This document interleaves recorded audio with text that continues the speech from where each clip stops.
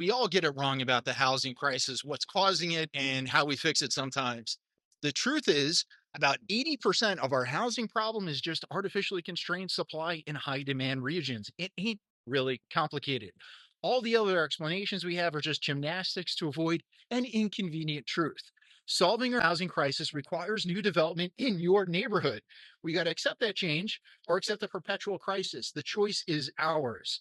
Here in Tribeca, rents are crazy expensive because it's just a bunch of old buildings. And it turns out people like living in a neighborhood where you can bike or you can walk around everywhere. It's really kind of a nice place. We don't build a lot of these. So in New York City, the rent's crazy high. Let's go through some common myths, right? Are corporations buying up all the homes and jacking up the prices? So corporate landlords and price hikes are a symptom, not a root cause. They can only raise prices because there's a shortage of homes. In New York City, we don't build many homes, so of course the rents are going to be freaking high. It's a landlord's dream. If you fix the shortage, prices are going to drop, whether the landlord is a corporation or not.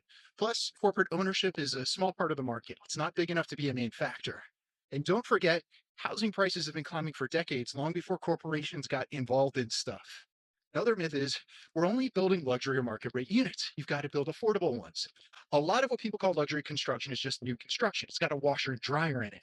Often it's built as cheaply as possible, but it's expensive because it's new and it's desirable.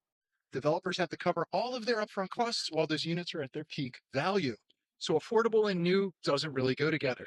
If you want affordable housing today, you needed to build it 20 years ago. If you want it in 20 years, we have to build it now. Another myth is the problem is greedy landlords. If we just had rent control or socialized housing, that would fix everything. And this is really just another version of the corporate landlord myth. We're still focusing on the symptom, not the disease. The real issue is that there aren't enough homes where people want to live. If you try to control prices, doesn't solve that. It can make things worse by discouraging new development. Take a look at New York City. I like rent control, I like rent stabilization. But in New York City, landlords kind of like that because if you have too many affordable housing requirements, you poison the ability to build new construction. Buildings like the Brooklyn Tower go bankrupt because they can't finance themselves. You stop new construction that way. So you get fewer market rate units when you require too many affordable housing units. It just messes everything up. Now, another myth, there's more vacant homes than homeless people, and property owners are just sitting on empty units. Actually, most vacancies are going to be temporary in places like New York City. Units are on the market or just being renovated. The rest are in areas where the economy's really collapsed and people don't want to live there or the properties are in bad shape. Owners aren't going to keep units vacant if they could easily fill them because you get money.